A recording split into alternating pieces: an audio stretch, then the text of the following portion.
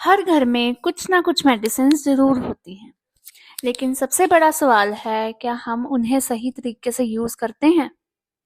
बहुत बार छोटी सी प्रॉब्लम में लोग गलत डोज ले लेते हैं या बिना समझे मेडिसिन खा लेते हैं और यहीं से साइड इफ़ेक्ट्स शुरू हो जाते हैं। इस वीडियो में मैं आपको बताऊंगी 5 कॉमन मेडिसिन जो घर में होनी चाहिए, लेकिन उनका सेफ यूज़, सही डोज और इम्पोर्टेंट वार्निंग्स भी। मैं सब कुछ आपको डिटेल्स में बताऊंगी, तो वीडियो को एंड तक ज़रूर देखिए क्योंकि लास्ट में मैं कुछ इंपॉर्टेंट सेफ्टी टिप्स भी शेयर करूंगी। तो स्टार्ट करते हैं। सबसे पहले मेडिसिन है पैरासीटामोल। पैरासीटामोल फीवर और पेन के लिए सबसे कॉमनली यूज होने वाली मेडिसिन है। हेडेक हो, बॉडी पेन हो, वायरल फीवर हो, लोग तुरंत इसको ले लेते हैं। मार्केट में आपको ब्रांड्स मिलते हैं जैसे डोलो 650, क्रोसिन, लेकिन याद रखना एक्टिव इंग्रेडिएंट पैरासीटामोल ही होता है। एडल्ट्स के लिए सेफ डोज होती है 500 से 650 mg और उसको आप 6 से 8 घंटे के गैप से ले सकते हो। एक दिन में 3 से 4 ग्राम से ज़्यादा आपको नहीं लेना। और जो लोग अल्कोहल डेली लेते हैं उनको तो बिना डॉक्टर की एडवाइस पे ये मेडिसिन लेनी ही नहीं है। और अगर आप इस मेडिसिन का ओवरडोज ले लेते हो तो आपका लिवर डैमेज हो सकता है, जो बहुत डेंजरस होता है। ये इसका सबसे ज़्यादा डेंजरस साइड इफेक्ट है।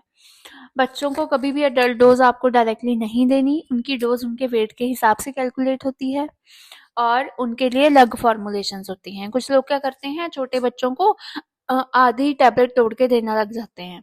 वो बिल्कुल गलत है। सेकेंड मेडिसिन है एंटासिड। पेट में जलन, गैस, खट्टी डकार, हैवीनेस, इसके लिए आप एंटासिड्स दे सकते हो। लोग कॉमनली यूज करते हैं इनो, डाइजीन, पुदीन हरा। एंटासिड यूजली खाने के बाद लिया जाता है, लेकिन अगर आपको रोज रोज एसिडिटी हो रही है तो सिर्फ एंटासिड लेना सॉल्यूशन नहीं है। हो सकता है आपको गैस्ट्रोइसोफेजियल रिफ्लक्स डिजीज हो या फिर आपको अल्सर जैसी प्रॉब्लम भी हो सकती है। इसीलिए अगर 2 हफ्ते से ज़्यादा आपको ये प्रॉब्लम चल रही है तो डॉक्टर को ज़रूर दिखाएं। साथ ही लाइफस्टाइल चेंजेस बहुत ज़्यादा इंपॉर्टेंट है। स्पाइसी फूड आपको बिल्कुल भी नहीं खाना, लेट नाइट खाना बिल्कुल अवॉइड करना है, ओवर ईटिंग से बचना है। और तीसरी इंपॉर्टेंट मेडिसिन है ORS, oral rehydration solution.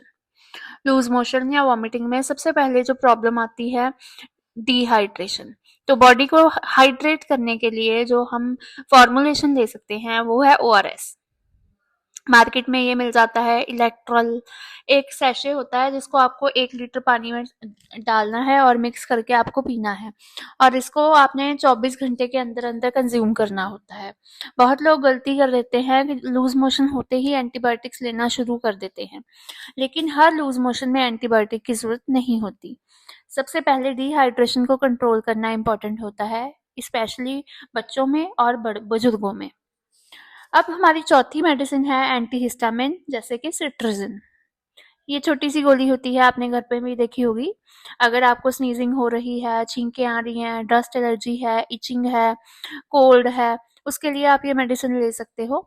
Adults के लिए usually 10 mg once a day dose होती है, लेकिन एक इम्पॉर्टेंट बात, इससे नींद बहुत ज़्यादा आती है।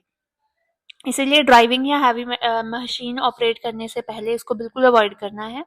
प्रेग्नेंट वुमेन या क्रॉनिक पेशेंट्स पहले डॉक्टर को कंसल्ट करें, फिर ही ये दवाई लें।